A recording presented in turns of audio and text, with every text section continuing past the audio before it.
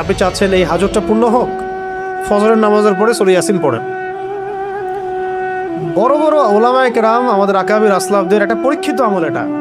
তারা ফজরের নামাজের পরে সূরা ইয়াসিন পড়তেন, দিনের শুরুটা করতেন সূরা ইয়াসিন দিয়ে। সূরা ইয়াসিনটা খুবই ফজিলতপূর্ণ একটা সূরা, কোরআনের হৃদয় বলা হচ্ছে, এটা গুরুত্বপূর্ণ। এর সাথে আরও আছে আপনার সূরা জিলজাল, তারপর সূরা আদিয়াত, সূরাতুল কদর, ইন্না আনজালনাহু ফি লাইলাতিল কদর, সূরাতুল কাফিরুন, ফালাক নাস ইখলাস, ফালাক নাস ইখলাস। আরও মাঝখানে আরও কিছু আয়াত আছে যেগুলো আমি আয়াত নাম্বার আমার মুখস্থ নেই, পরে দেখে বলতে পারবো।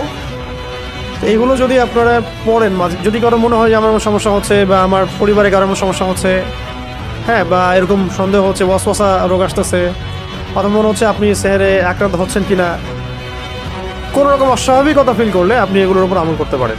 এগুলো পড়ে নিজের গায়ে দম করতে পারেন, পানিতে পড়ে পানিতে ফু দিয়ে সে পানি পানও করতে পারেন, এই পানি আপনার ঘরে ছিটাতেও পারেন, এবং এই পানি দিয়ে আপনি গোসল করতে পারেন।